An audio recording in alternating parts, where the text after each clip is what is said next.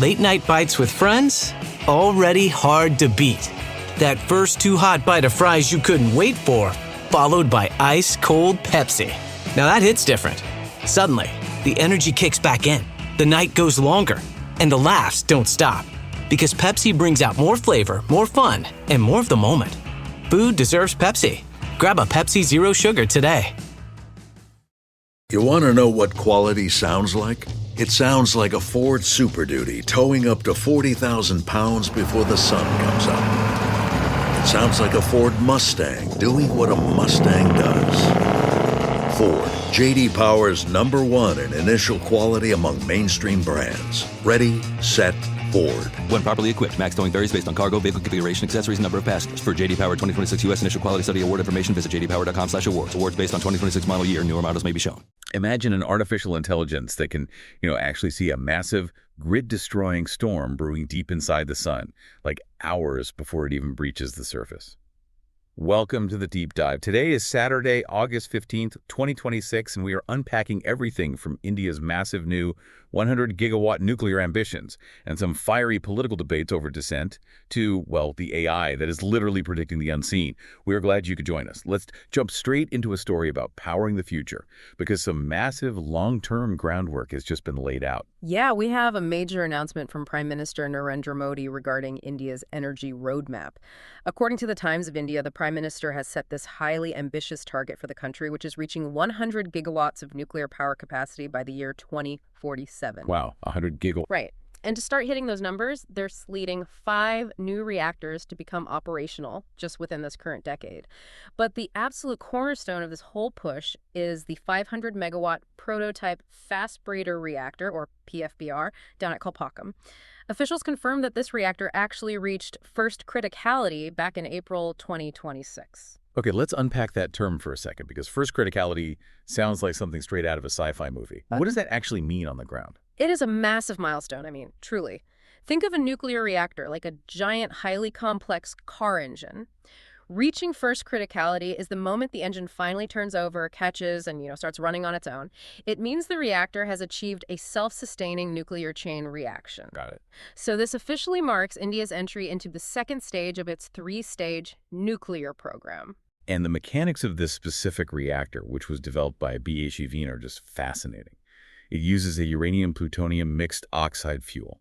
But here's the part that sounds like it totally defies the laws of physics. It is a breeder reactor, meaning it actually produces more fissile material or usable nuclear fuel than it consumes. Exactly. To continue that car analogy, imagine driving a car that somehow, manufactures its own petrol as it drives down the highway. As the reactor burns its initial fuel, it simultaneously converts non-fissile uranium surrounding the core into a new isotope of plutonium, which can then be used as fuel. That's wild. It is, and that capability is absolutely essential given India's specific resource constraints, and it lays the necessary foundation for the third stage of the program.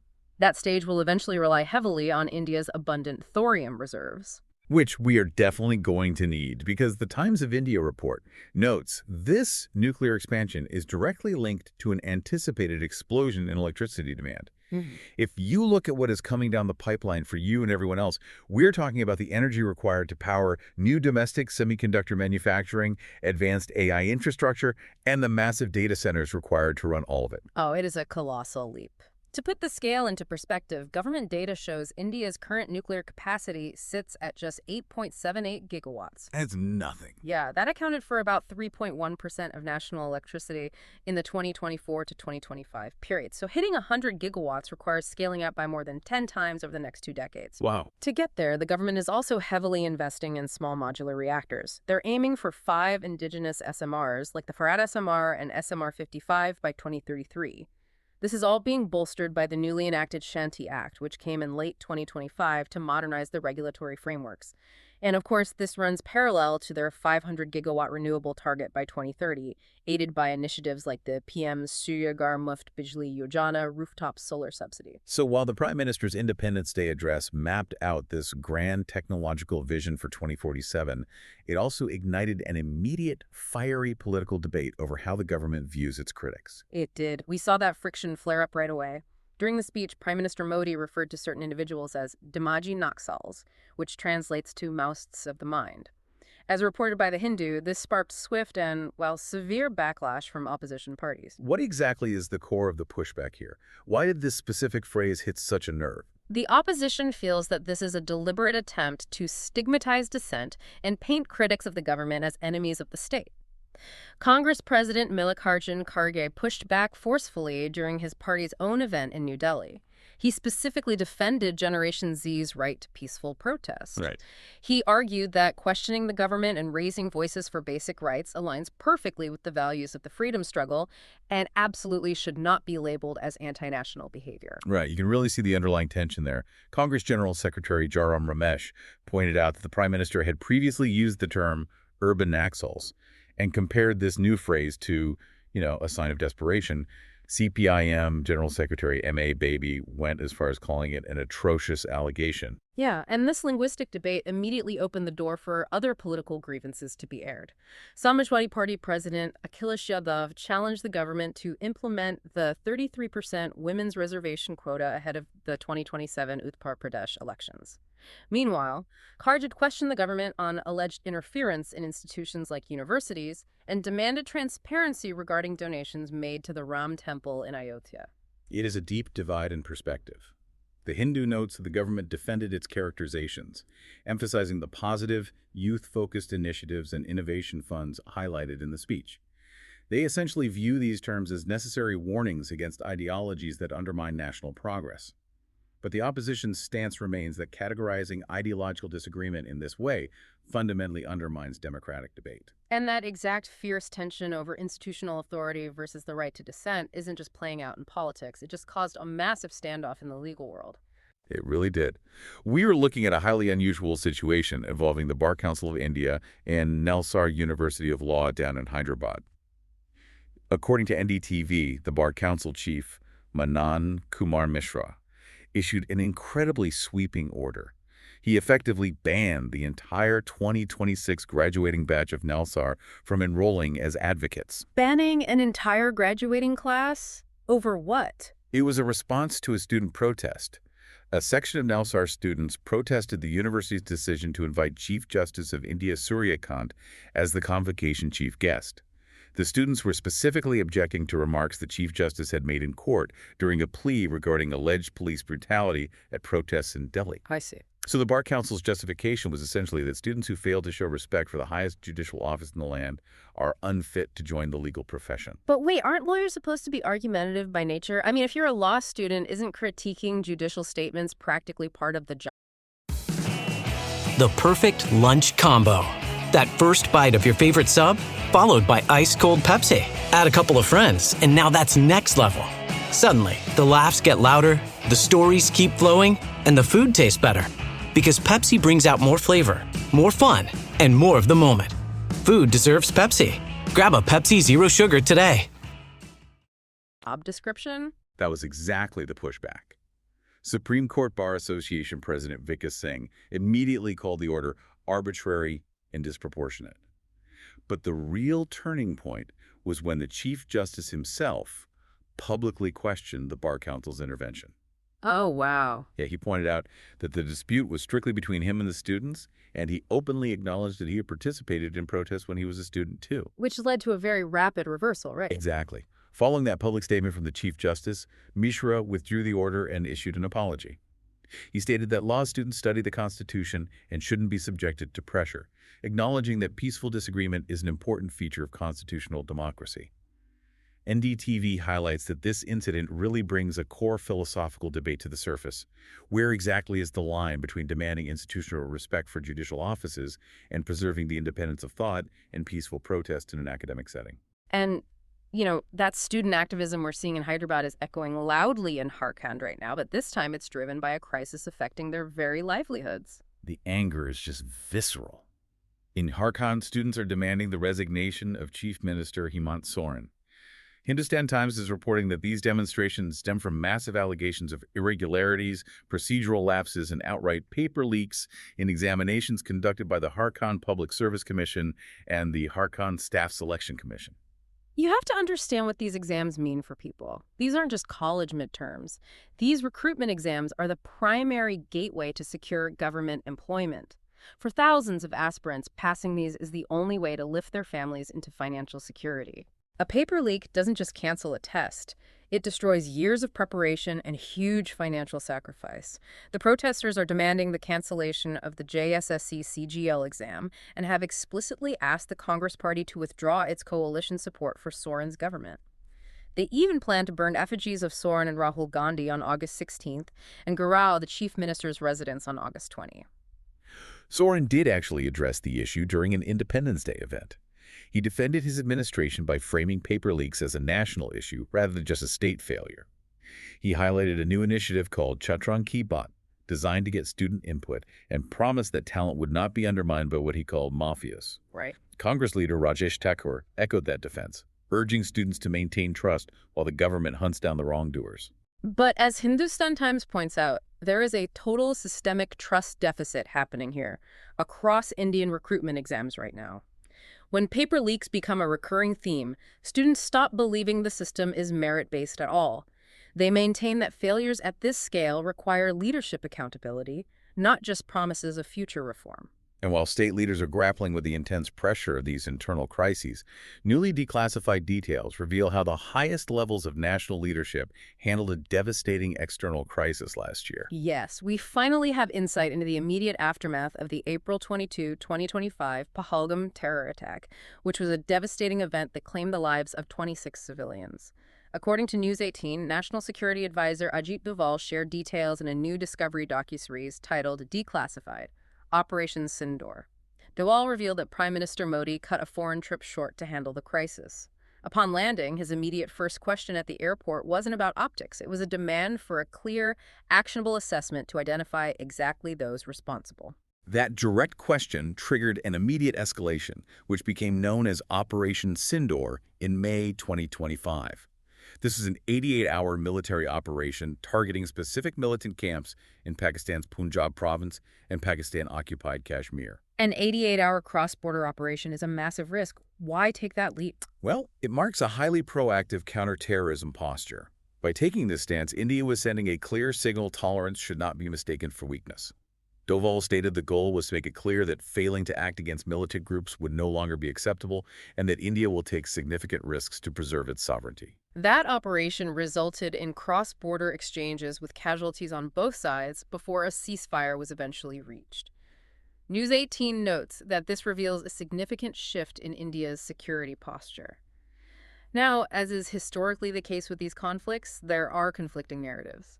Indian officials assert this was a completely necessary response to dismantle terror infrastructure, while critics in Pakistan have historically disputed India's claims regarding the presence of those militant camps and the responsibility for the initial cross-border violence. And, from high-stakes strategic counterattacks across the border, we moved to a very different kind of strategic counterattack taking place on the cricket pitch in Sri Lanka. India kicked off their test series against Sri Lanka with a commanding performance in Gali, and it was entirely anchored by Devdutt Padikkal. CricBuzz reports that Padikkal scored a phenomenal unbeaten 131 on the opening day, bringing India to 288 for 2 at stumps. That's a solid start. It is, but here is the wild stat that should absolutely blow your mind. Across a massive warm-up innings, where he scored 142 not out, and now this test match, Sri Lankan bowlers have failed to dismiss him in 342 consecutive deliveries. That is insane. Why is this specific century such a massive deal for Indian cricket right now? Well, for those who might not follow the granular details of Test cricket, the number 3 batting position is essentially the anchor of the entire team. And since the 2023 World Test Championship final, India has suffered a severe crisis in this spot. They've cycled through 7 different batters trying to find someone who can stabilize the innings. Padikkal showed exactly why he might finally solve this top-order instability. His technique under pressure was just brilliant. He had to step in earlier than expected after Yashasvi. The perfect lunch combo. That first bite of your favorite sub, followed by ice-cold Pepsi. Add a couple of friends, and now that's next level. Suddenly, the laughs get louder, the stories keep flowing, and the food tastes better. Because Pepsi brings out more flavor, more fun, and more of the moment. Food deserves Pepsi. Grab a Pepsi Zero Sugar today. Jaiswal was run out. Now, normally a new batter might turtle up and play defensively in that situation. Right, you play it safe. Exactly. But Padikkal hit a 4 on his very first ball. He went on to face 178 balls, neutralizing 138 deliveries from formidable spinners like Prabhat Jayasuriya and Kishore Nuwantha. There was one specific moment in the 57th over, highlighted by CricBuzz, that tells you everything you need to know about his mindset. Nuwantha bowled a delivery with sharp turn that completely squared Padikkal up, meaning it beat his bat and left him looking completely out of position. Ouch. Yeah. But instead of retreating into a shell on the next delivery, Padikkal aggressively pulled the ball, immediately reasserting his control over the bowler. That combination of proactive scoring and mental resilience is exactly what India needs. So while Padikkal is busy securing India's position on the scoreboard, the central bank has been aggressively moving to secure India's position on the global balance sheet. The Reserve Bank of India is adjusting its strategy because a recent initiative is working almost too well. According to The Telegraph, the RBI is advancing the deadline for its discounted foreign exchange swap facility for FCNRB deposits. They are pulling the close date forward from September 30 to August 31st. Okay, let's break down that acronym soup for everyone. Explain an FCNRB deposit like IM5. FCNRB stands for Foreign Currency Non-Resident Bank Account. Basically, it is a way for non-resident Indians, or NRIs, to park their foreign earnings in Indian banks without worrying about currency exchange fluctuations, because the money stays in dollars, pounds, etc. Okay. The RBI offered a discounted swap facility to incentivize banks to bring this money in, and it worked spectacularly. Banks have already mobilized $52.3 billion through these deposits alone. When you add in other external commercial borrowings, total inflows have reached an astonishing $56.8 billion. You really have to compare that to history to understand the scale here. During a similar RBI initiative back in 2013, they raised about $26 billion. Right. They've more than doubled that figure in less than 2 months this year. As a result of this massive institutional inflow, India's foreign exchange reserves just hit a 4-month high of $707 billion. Which is exactly the buffer we were talking about. Having a $707 billion war chest gives the central bank immense power to stabilize the rupee, which currently sits at 95.42 to the US dollar, protecting the domestic economy against global geopolitical shocks and elevated crude oil prices. But, while institutional dollars are flooding into the country, the government is also opening a door for individual citizens to come clean about the wealth they've quietly kept offshore. A new voluntary disclosure scheme has just been launched. As reported by the Indian Express, the Foreign Assets of Small Taxpayers Disclosure Scheme, or FASTDS, opens on August 16 and runs through December 34. The goal is to allow small taxpayers to declare hidden foreign bank accounts, overseas property, or shares without facing full prosecution. It applies to undisclosed foreign assets valued up to 1 crore rupees, or up to 5 crore rupees for non-resident Indians. Wait, doesn't this just encourage people to cheat on their taxes now? Yeah. If the government's just going to offer an amnesty window eventually where you can pay a fee and avoid jail, where's the incentive to comply today? That is the ultimate moral hazard of tax amnesties, and it's a huge debate. The mechanics of FASTDS require the specified tax or fee to be paid within 2 months of the authority's order. It's a very pragmatic pivot in enforcement. How so?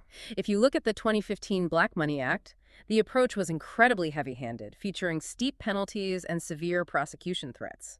But it ultimately saw very limited uptake.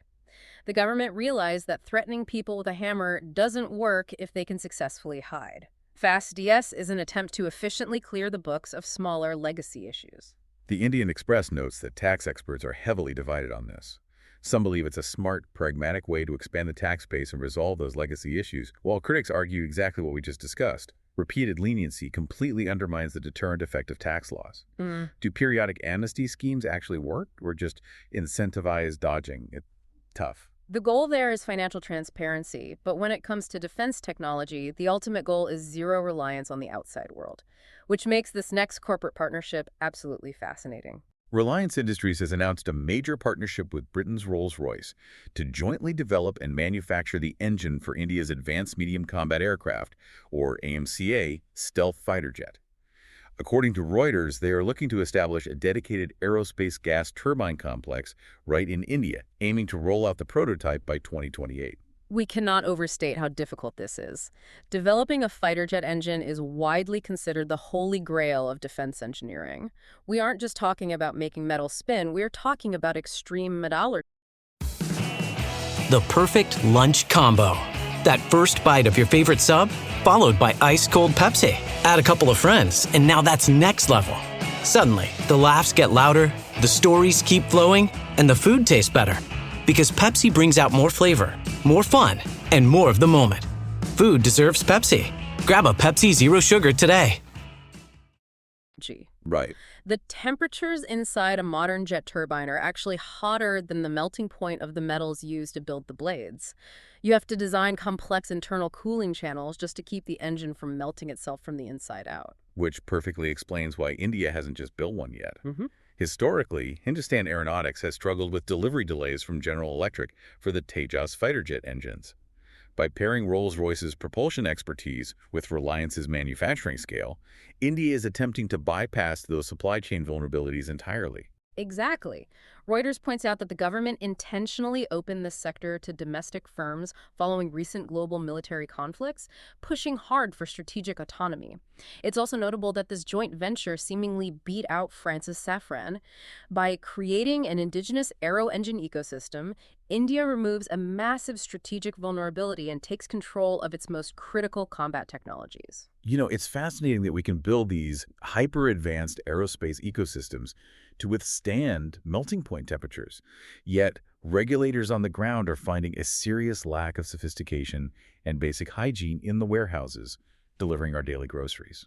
If you are someone who relies on getting your groceries delivered to your door in 10 minutes, this next story is going to make you seriously question your app habits.